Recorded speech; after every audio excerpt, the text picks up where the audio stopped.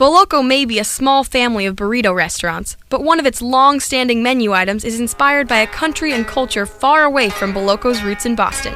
This is Tokyo, Japan. The largest metropolitan area in the entire world, and the source of the inspiration behind the teriyaki burrito. This capital city has had its challenges. Between major earthquakes and World War II bombings, Tokyo has had to rebuild many times.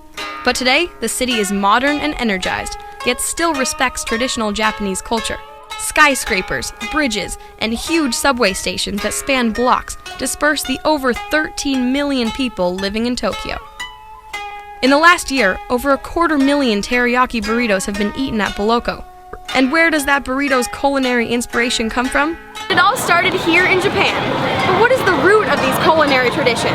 That's what we're here to find out. In Japan, teriyaki traditionally refers to a cooking style. In the US, we usually think of it just as a sauce, but cooking in true teriyaki style incorporates much more than that. Teriyaki? Teri means shine, and yaki means grill. Using a specific mix of ingredients. Sake, soy sauce, mirin, which is kind of a sweetener, and sugar. And it's ridiculously popular around here. It's pretty much like a really common condiment. The taste is always something I like. Seriously, in Japan, teriyaki is popular on all kinds of foods. Grilled fish, Well, famous one is a Yellowtail. chicken, vegetables, even sushi. Traditionally, meat or fish is marinated in the sauce overnight. Then, during the cooking process, more sauce is added. 1, 2, 3. As many times as you want.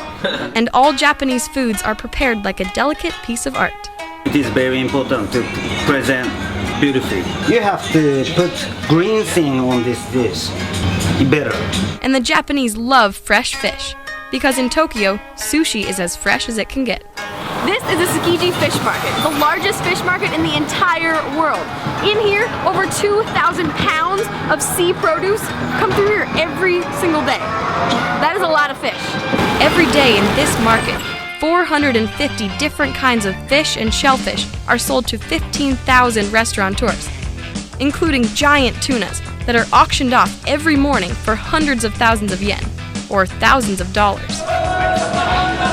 In fact, while we were learning how to make real teriyaki from a restaurateur in Tokyo, a delivery from the Tsukiji fish market arrived on the doorstep. Only a couple hours later, customers would eat this fish for dinner. Now that is fresh. Really, the best part about this fresh fish is eating it. A tuna sushi burrito.